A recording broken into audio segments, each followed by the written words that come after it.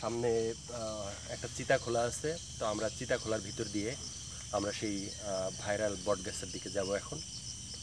চল, এই এই দিক হলো রাস্তা।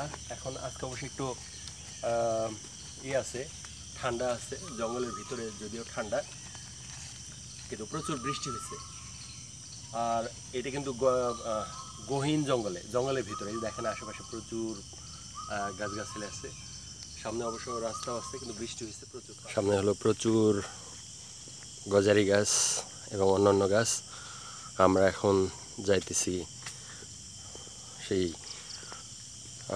ভাইরাল বট গাছটা দেখার জন্য, যে বট গাছটাকে একসময় আমাদের প্রখ্যাত কথা সাহিত্যিক হুমায়ূন আহমেদ সাহেব যেটি চুজ করেছিলেন এবং এখানে প্রচুর বিজ্ঞাপন করেছিলেন।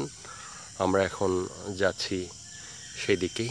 এই হচ্ছে রোড। সামনে একটি শিয়াল আছে, দেখানোর চেষ্টা করতেছি আপনাদেরকে খুব ধীরে ধীরে। এই তো এদিক দিয়ে গেল, নাই অবশ্য ভিতরে চলে গেছে।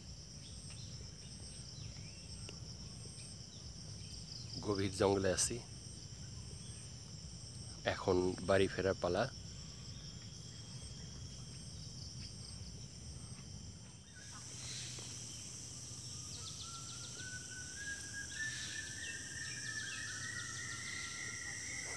প্রচুর পাখির ডাক, আশেপাশে প্রচুর জোনাকি, প্রচুর পাখির কিচিরমিচির। উপরে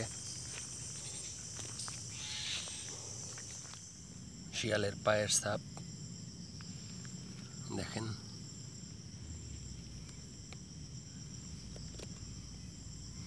সামনে আছে কয়েকটা, এক ঝাঁক মিনিমাম 15 থেকে 20টা শিয়াল আছে।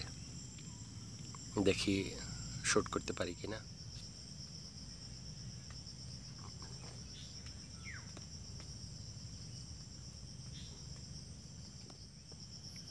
দূরে দুটা শিয়াল,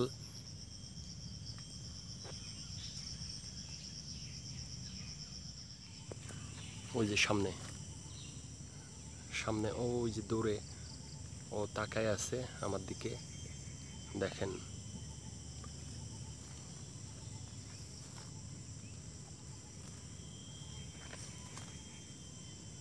ওই যে সামনে, ও আবার চলে গেল ভিতরের দিকে।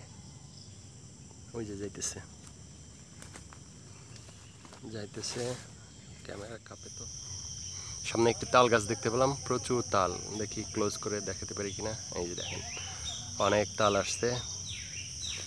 এই জঙ্গলের মধ্যে একটা তাল গাছ দেখতে পেলাম। পানি আছে, খাল আছে, আর ওখানে পরিবেশটা খুব সুন্দর। কিন্তু আমরা সামনের স্মৃতির সময়ে আসবো ইনশাল্লাহ আপনাদেরকে দেখানোর জন্য। সামনে বট গাছটা দেখালাম, ওই বট গাছটা খুবই সুন্দর এবং এটি একটি ভাইরাল বট গাছ।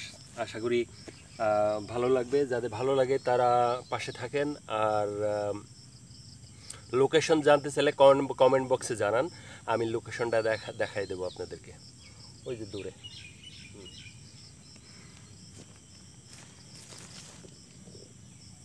আর একটু ক্লোজ করি এবং পাশেই দেখেন